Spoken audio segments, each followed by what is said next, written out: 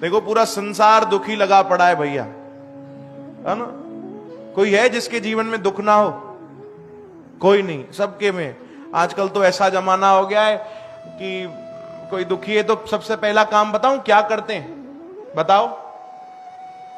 अरे वाह, हाँ सही था, चो बताओ बताओ भाई। कोई अगर दुखी होता है तो सबसे पहला काम क्या करते हैं? स्टेटस लगाते हैं।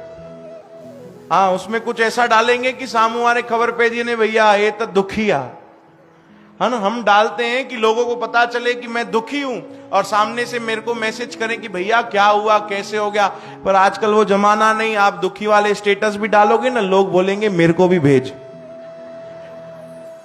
बोलो जय श्री कृष्ण। तेरे को क्यों, मैं भी लगाऊंगा, मां भी तो दुखी आया।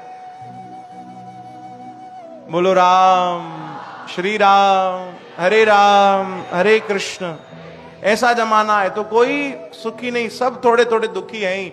तभी संतों को कहना पड़ा भैया, कोई तन दुखी कोई मन दुखी, कोई धन बिन रहत उदास। थोड़े थोड़े सब दुखी, सुखी केवल राम को दास।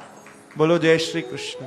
कौन सुखी है? बोले जो भजन करता रहेगा, दिन भर कीर्तन करेगा, प्रभु का दास बनकर रहेगा, वो सुखी हो जाएगा। क्या उसके जीवन में दुख नहीं आएंगे? आएंगे, क्यों नहीं आएंगे। भक्ति में कहीं भी नहीं लिखा है कि आप भक्ति की यात्रा शुरू करोगे तो आपके जीवन में दुख नहीं आएंगे। आएंगे, जरूर आएंगे, हो सकता है ज्यादा आ जाएं। बोलो जय श्री कृष्ण। पर उसमें यह समझना कि जो जन्मों जन्मों तक भोगना पड़ता, वो भगवान इसी जन्म में सब काट के अपने धाम बुलाने वाले। बोलो जय श्री कृष्ण। परेशान मत होना अगर आप भक्ति मार्ग पर हो और आपके जीवन में थोड़ी बहुत कठिनाई है तो। बोलो जय श्री कृष्ण।